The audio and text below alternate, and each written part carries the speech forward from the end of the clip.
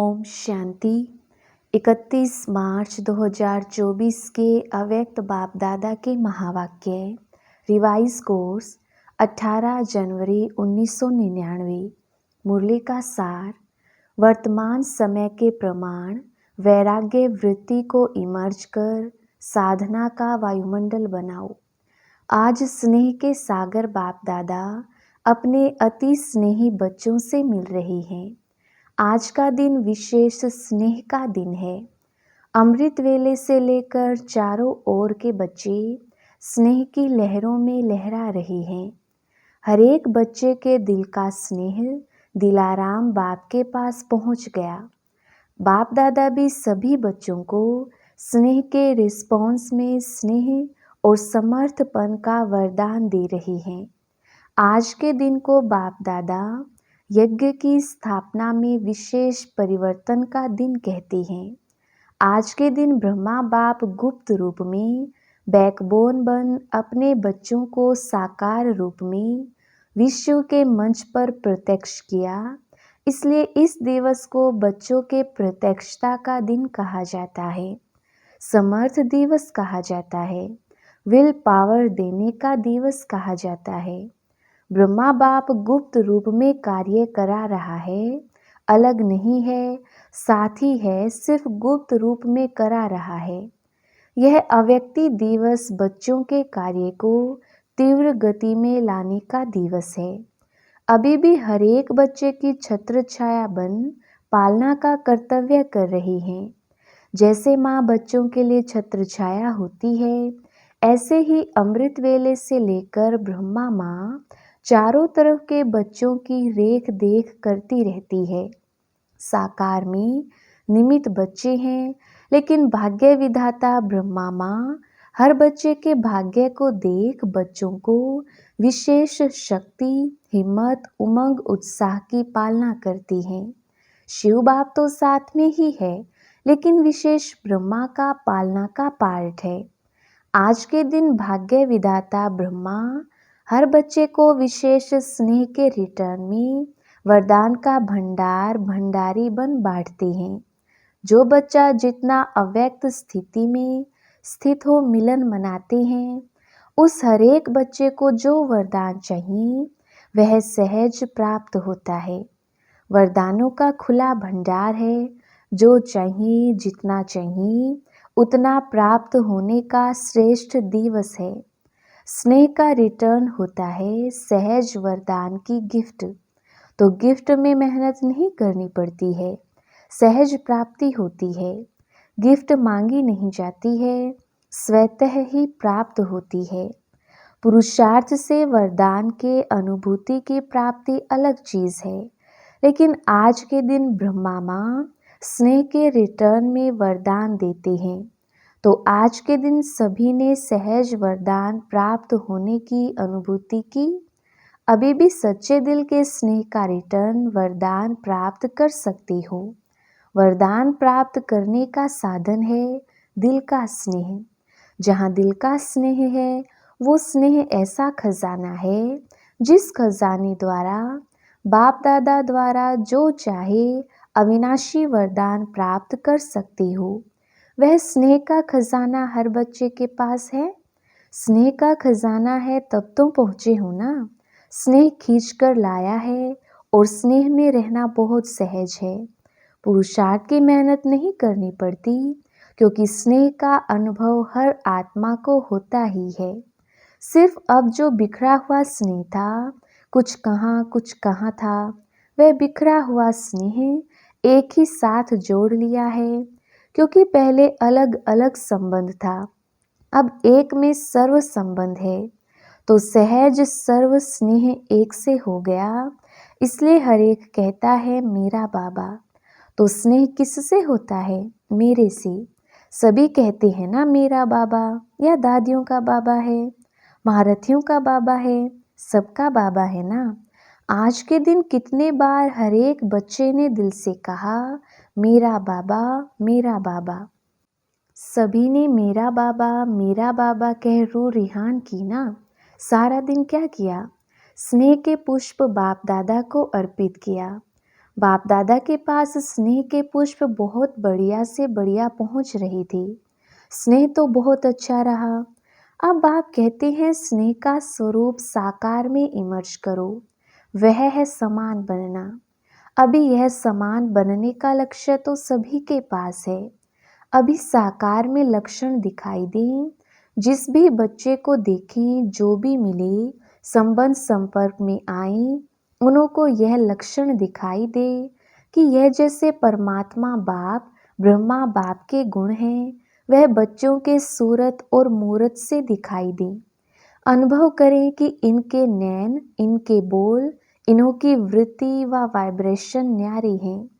मधुबन में आते हैं तो बाप ब्रह्मा के कर्म साकार में होने के कारण भूमि में तपस्या, कर्म और त्याग के वाइब्रेशन समाये हुए होने के कारण यहाँ सहज अनुभव करते हैं कि यह संसार न्यारा है, क्योंकि ब्रह्मा बाप और विशेष बच्चों के वाइब्रेशन से वायुमंडल अलौकिक बना हुआ है।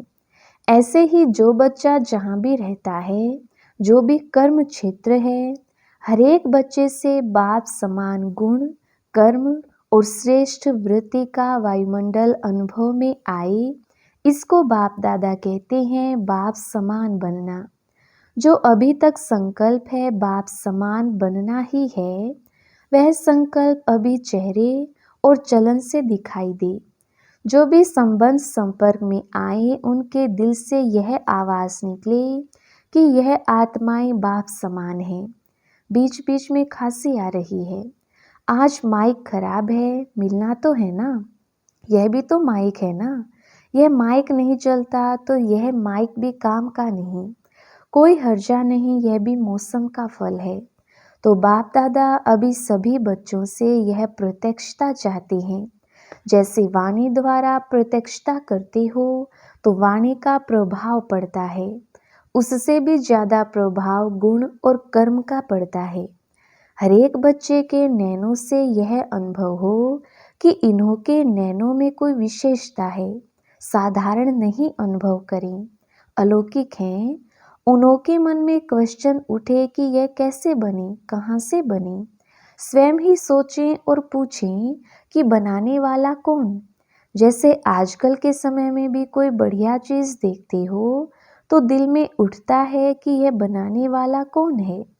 ऐसे अपने बाप समान बनने की स्थिति द्वारा बाप को प्रत्यक्ष करो। आजकल मेजॉरिटी आत्माएं सोचती हैं कि क्या इस साकार सृष्टि में, इस वातावरण में रहती हुई ऐसे भी कोई आत्माएं बन सकती हैं। तो आप उन्हों को यह प्रत्यक्ष में दिखाओ कि बन सकता है और हम बने हैं। आजकल प्रत्यक्ष प्रमाण को ज़्यादा मानते हैं, सुनने से भी ज़्यादा देखने चाहते हैं।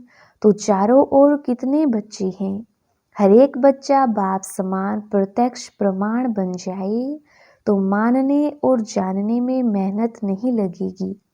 फिर आपकी प्रजा बहुत जल्दी जल्दी तैयार हो जाएगी। मेहनत, समय कम और प्रत्यक्ष प्रमाण अनुभव करने से जैसे प्रजा का स्टैंप लगता जाएगा।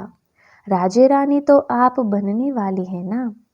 बाप दादा एक बात का फिर से अटेंशन दिला रही हैं कि वर्तमान वायुमंडल के अनुसार मन में, दिल से अभी वैराग्य वृत्ति को इमर्ज करो। बाप दादा ने हर बच्चे को, चाहे प्रवृत्ति में है, चाहे सेवा केंद्र पर हैं, चाहे कहाँ भी रहते हैं, स्थूल साधन हर एक को दिए हैं।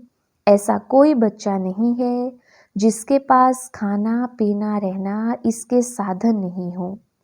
जो बेहद के वैराग्य की वृत्ति में रहते हुए आवश्यक साधन चाहिए, वह सबके पास है। अगर कोई को कमी है तो वह उसके अपने अलबेलेपन या आलस्य के कारण है। बाकी ड्रामानुसार बाप दादा जानते हैं कि आवश्यक साधन सबके पास है। जो आवश्यक साधन है वह तो चलने ही हैं, लेकिन कहाँ कहाँ आवश्यकता से भी ज़्यादा साधन है। साधना कम है और साधन का प्रयोग करना या कराना ज़्यादा है। इसलिए बाप दादा आज बाप समान बनने के दिवस पर विशेष अंडरलाइन करा रहे हैं कि साधनों के प्रयोग का अनुभव बहुत किया, जो किया वह भी बहुत अच्छा किया। अब साधना को बढ़ाना अर्थात बेहद की वैराग्य वृत्ति को लाना। ब्रह्मा बाप को देखा लास्ट घड़ी तक बच्चों को साधन बहुत दिए, लेकिन स्वयं साधनों के प्रयोग से दूर रहे। होते हुए दूर रहना उसे कहेंगे वैराग्य। लेकिन कुछ है ही नहीं और कहें कि हमको तो वैराग्य है, हम तो हैं ही वैरागी, तो वह कैसे होगा? वह तो बात ही अलग है। सब कुछ होते हुए नॉलेज और विश्व कल्याण की भावना से, बाप को स्वयं को प्रत्यक्ष करने की भावना से अभी साधनों के बजाय बेहद की वैराग्य वृत्ति हो। जैसे स्थापना के आदि में साधन कम नहीं थे, लेकिन बेहद के वैराग्य वृत्ति की भट्ठी में पड़े हुए थे। यह 14 वर्ष जो तपस्या की, यह बेहद के वैराग्य वृत्ति का वायुमंडल था। बाप दादा ने अभी साधन बहुत दिए हैं, साधनों की अभी कोई कमी नहीं है, लेकिन होते हुए बेहद का वैराग्य हो। विश्व की आत्माओं के कल्याण के प्रति भी इस समय इस विधि की आवश्यकता है, क्योंकि चारों ओर इच्छाएं बढ़ रही हैं। इच्छाओं के वश आत्माएं परेशान हैं। चाहे पदम पति भी हैं, लेकिन इच्छाओं से वह भी परेशान है। वायुमंडल में आत्माओं की परेशानी का विशेष कारण यह हद की इच्छाएं हैं। अब आप अपने बेहद की वैराग्य वृत्ति द्वारा उन आत्माओं में भी वैराग्य वृत्ति फैलाओ। आपके वैराग्य वृत्ति के वायुमंडल के बिना आत्माएं सुखी शांत बन नहीं सकती, परेशानी से छूट नहीं सकती। आप वृक्ष की जड़ हैं। ब्राह्मणों का स्थान वृक्ष में कहाँ दिखाया है? जड़ में दिखाया है ना। तो आप फाउंडेशन हैं। आपकी लहर विश्व में फैलेगी। इसलिए बाप दादा विशेष साकार में ब्रह्मा बाप समान बनने की विधि वैराग्य वृत्ति की तरफ विशेष अटेंशन दिला रहा है। हरेक से अनुभव हो कि ये साधनों वश नहीं, साधना में रहने वाली हैं। होते हुए वैराग्य वृत्ति हो। आवश्यक साधन यूज करो, लेकिन जितना हो सकता है उतना दिल के वैराग्य वृत्ति से, साधनों के वशीभूत होकर नहीं। अभी साधना का वायुमंडल चारों ओर बनाओ। समय समीप के प्रमाण अभी सच्ची तपस्या व साधना है ही बेहद का वैराग्य। सेवा का विस्तार इस वर्ष में बहुत किया।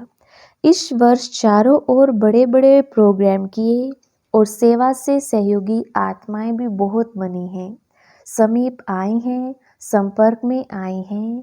लेकिन क्या सिर्फ सहयोगी बनाना है? यहाँ तक रखना है क्या? सहयोगी आत्माएं अच्छी अच्छी हैं। अब उन सहयोगी क्वालिटी वाली आत्माओं को और संबंध में लाओ, अनुभव कराओ, जिससे सहयोगी से सहज योगी बन जाएं। इसके लिए एक तो साधना का वायुमंडल और दूसरा बेहद की वैराग्य वृत्ति का वायुमंडल हो, तो इससे सहज सहयोगी सहज योगी बन जाएंगी। उन्हों की सेवा भले करते रहो, लेकिन साथ में साधना तपस्या का वायुमंडल आवश्यक है।